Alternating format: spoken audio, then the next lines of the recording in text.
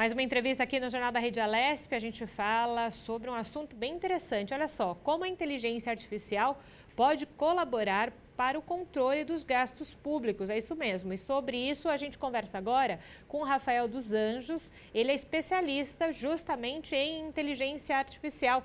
Boa tarde, Rafael, tudo bem contigo? Bem-vindo ao Jornal da Rede Alesp.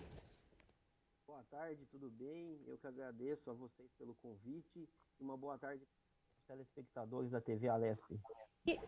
E é muito interessante, viu, Rafael? Como então a inteligência artificial pode ajudar esse controle de gastos na administração pública, por favor? A gente, quando fala em gestão pública, a gente fala de um volume muito grande de dados. Basicamente, hoje todo o sistema da gestão pública está gerando informação o tempo todo. Então, a gente tem um volume de informação muito grande, de dados brutos muito grande. O que a inteligência artificial permite? Ela permite você pegar todos esses volumes de dados, tratar esses dados e gerar informação para tomada de decisão.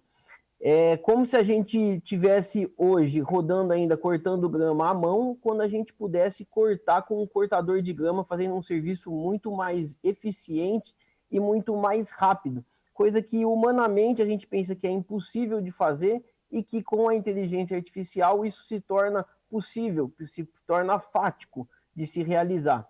É muito interessante, você pega, por exemplo, uma cidade de 55 mil habitantes aí no estado de São Paulo. O que a gente tem de dados, de volume de dados, apenas nos últimos 10 anos, para ter como exemplo, a gente tem mais de 9 bilhões de gastos. Então você imagina se uma pessoa for fazer esse levantamento na mão. É uma coisa impossível de se fazer na mão, mas com a inteligência artificial isso é possível, isso vem à tona e isso facilita o trabalho das pessoas. Então a inteligência artificial ela tem que ser vista como um aliado do bom gestor.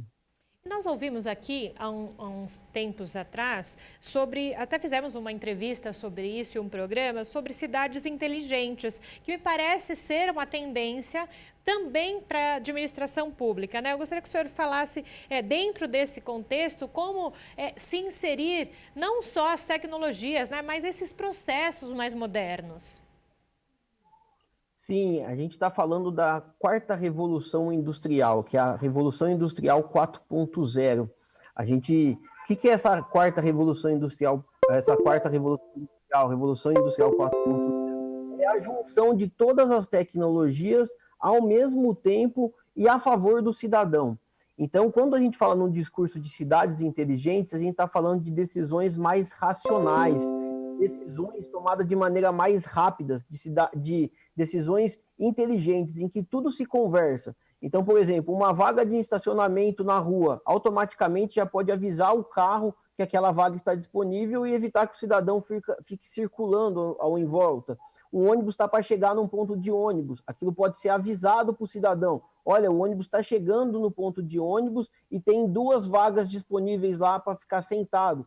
O metrô está vindo, ó, esse metrô que está passando, ele está lotado. Então você consegue que as coisas se conversem e que as máquinas elas já deem decisões praticamente prontas para as pessoas, para que o ser humano validar se aquela informação faz sentido ou não. Então uma cidade inteligente é uma cidade mais racional, mais sadia. Então tudo que é atividade repetitiva que o ser humano vem fazendo e que no serviço público isso é muito comum, que a gente chama de cara crachá, isso tende a ser substituído por uma máquina, porque não faz sentido você deixar o ser humano fazendo uma atividade depreciante, repetitiva. Então a máquina vem justamente para agregar valor ao trabalho do ser humano, para dar significado a esse trabalho, para fazer um trabalho mais qualificado, com maior exigência de qualificação profissional. E o setor público tem que se adaptar a essa realidade, que ela não é mais uma teoria, ela é um fato que está ocorrendo.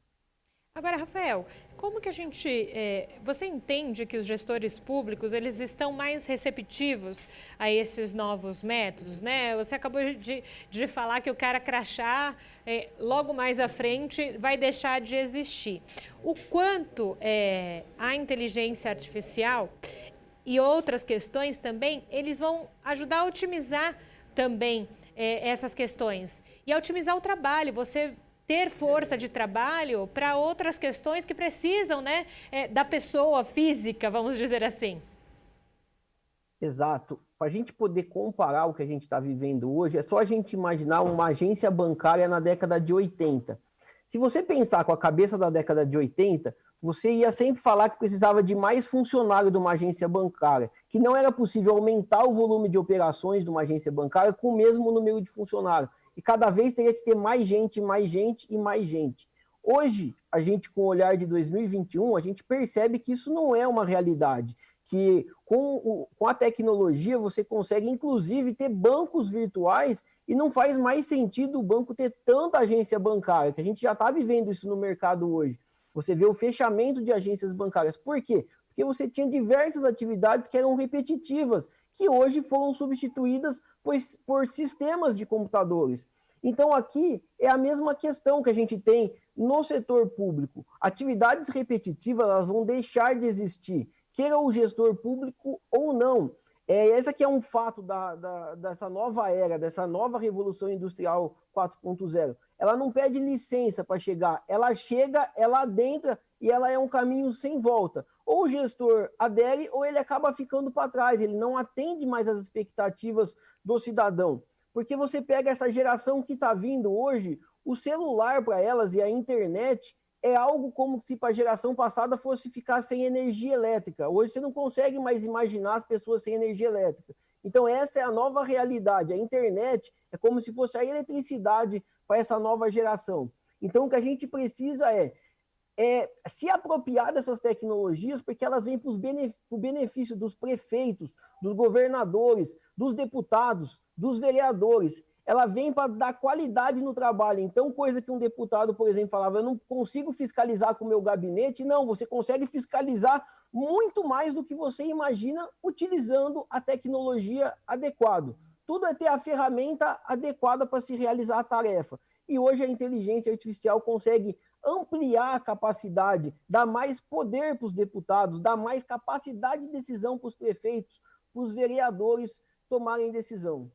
Perfeito. Rafael dos Anjos, obrigada, viu, pela sua contribuição, por falar sobre inteligência artificial hoje aqui ao Jornal da Rede Alesp. Boa tarde. Boa tarde, eu que agradeço.